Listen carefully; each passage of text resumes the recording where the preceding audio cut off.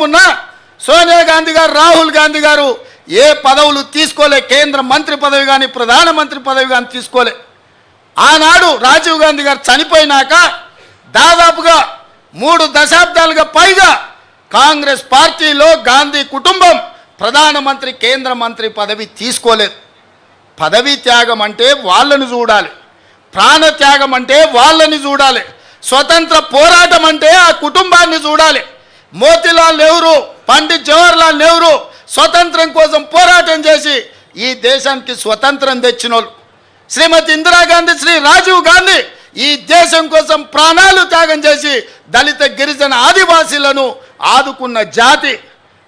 సోనియా గాంధీ, రాహుల్ గాంధీ పదవి త్యాగం చేసి మన్మోహన్ సింగ్, పివి నరసింహారావు లాంటి మేధావులను ఈ దేశానికి ప్రధానమంత్రులుగా పరిచయం చేసింది. తెలంగాణ బిడ్డను ఈ దేశానికి ప్రధానమంత్రిని చేసింది శ్రీమతి సోనియా గాంధీ కాదా? ఇవాళ మనం గొప్పగా చెప్పుకుంటున్నాం, మన తెలంగాణ బిడ్డ, మన వంగర బిడ్డ ఈ దేశానికి ప్రధానమంత్రి అయిన. ఎట్లయినా శ్రీమతి సోనియా గాంధీ గారు ఆనాడు పివి నరసింహారావు గారిని ఈ దేశానికి ప్రధానమంత్రిగా చేయలేదా? మన్మోహన్ సింగ్ను ఆర్థిక మంత్రిగా చేయలేదా? ఈ దేశానికి ప్రధానమంత్రిగా చేయలేదా? పదవీ త్యాగం అంటే సోనియా గాంధీ గారిది, రాహుల్ గాంధీ గారిది. మరి ఈ సన్నాసులదేందయ్యా? అయ్యి ఉండంగానే అయ్యో ముఖ్యమంత్రి, కొడుకు ఐటీ మంత్రి, అల్లుడు సాగునీటి పారుదల శాఖ మంత్రి, బిడ్డ ఎంపీ, సడ్డకుని కొడుకు రాజ్యసభ. దుర్మార్గులారా, రాష్ట్రాన్ని దోసుక తిని పదవులని పంచుకొని వందలాది ఎకరాల ఫామ్ హౌజులు కట్టుకొని మీరు గాంధీ కుటుంబం గురించి మాట్లాడతారా? గాడిదకి ఏం తెలుసు గంధం చెక్క వాసన అని పెద్దోళ్ళు ఎప్పుడో చెప్పారు. ఈ గాడిదలకు తెలుసా గాంధీ కుటుంబం గురించి అని నేను అడగదలుచుకున్నా. ఆనాడు చాకలైలం ఒక్క మాట చెప్పింది, గడీలలో గడ్డి మొలవాల్సిందే అని. సాయుధ రైతాంగ పోరాటం గడీలలో గడ్డి మొలిసింది, గడీలు బద్దలయ్యి ప్రజాస్వామిక పాలన వచ్చింది. ఇవాళ నేను చెప్తున్న బిడ్డ, మీ ఫామ్ హౌజులలో జిల్లేళ్ళు మొలిపిస్తా. మీరు అనుకుంటురేమో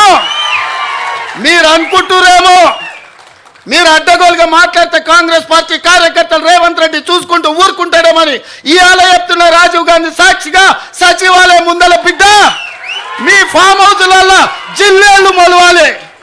ఫామ్ హౌజులలో మీరు జీవిస్తున్నాం, మా ఫామ్ హౌజులు మమ్మల్ని కాపాడుతాయేమని మీ ఫామ్ హౌజులలో జిల్లేళ్ళు మొలిపించే వరకు కాంగ్రెస్ పార్టీ కార్యకర్తలు ఎవరు విశ్రమించబోరనే సంగతి నేను చెప్పదలుచుకున్నా.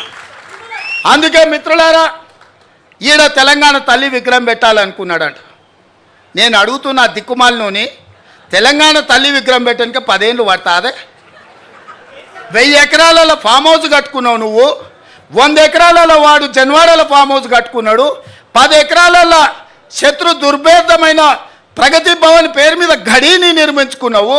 వాస్తు సక్కయలేదని నీ కొడుకు సంకనాకనికి పోతున్నాను సచివాలయం కట్టుకున్నావు. 1,00,000 కోట్లు దిగమింగిన కాళేశ్వరం కట్టినవు. ఇవాళ తెలంగాణ తల్లి పెట్టడానికి 10 ఏళ్ళు సరిపోలేదా?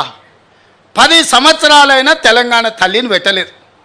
నేను ఇక్కడ రాజీవ్ గాంధీ గారి విగ్రహం అనగానే అయ్యో అయ్యో అని గుండెలు బాదుకొని అక్కడ తెలంగాణ తల్లి విగ్రహం పెట్టాలనుకున్నాడంట.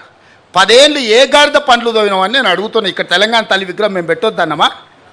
ఆ సన్నాసి సొంత విగ్రహం పెట్టుకుందామని ఇది రిజర్వ్ చేసి పెట్టుకున్నాడు. ఆ సన్నాసికి ఆ పక్కన బుద్ధుడు, ఈ పక్కన బుద్ధిలోనూ పెట్టుకోవాలని వాళ్ళ ఆలోచన. అట్లాంటి సన్నాసుల కోసం అమరవీరుల స్తూపం ఒక పక్కన, గౌతమ బుద్ధుడు ఇంకొక పక్కన, పివి నరసింహారావు గారు ఆ పక్కన, ఆ పక్కనే శ్రీమతి ఇందిరాగాంధీ గారు రాష్ట్రానికి పరిపాలన అందించే గుండెకాయ లాంటి ఇక్కడ దేశం కోసం ప్రాణాలు అర్పించిన రాజీవ్ గాంధీ గారి విగ్రహం సముచితం కాదా? మీరు ఒక్కసారి ఆలోచన చేయండి మిత్రులారా. తెలంగాణ వాదులందరూ నేను అడుగుతున్నా, ఈ జగన్ రాజీవ్ గాంధీ విగ్రహానికి అర్హత లేదా? ఆంధ్రప్రదేశ్లో పార్టీ సర్వం కోల్పోయి, తెలంగాణలో కేంద్రంలో అధికారాన్ని కోల్పోయి, తెలంగాణ రాష్ట్రాన్ని ఇచ్చిన మాట మీద సోనియా గాంధీ గారు నిలబడి తెలంగాణ రాష్ట్రాన్ని ఇస్తే ఆ కుటుంబాన్ని గౌరవించాల్సింది పోయి, ఆ గాడిదలే ఇక్కడ రాజీవ్ గాంధీ విగ్రహాన్ని పెట్టాల్సింది పోయి ఇవాళ మనం పెట్టిన విగ్రహాన్ని అవహేళన చేసి తొలగిస్తామంటారు. ఎవర్రా తొలగించేటోడు? ఒక్కడు రాండి. రాండి, ఎప్పుడు వస్తారో తారీఖు చెప్పండి బిడ్డ. రాజీవ్ గాంధీ విగ్రహం తీస్తారంట. ఎవడొస్తాడో నేను చూస్తా. అందుకే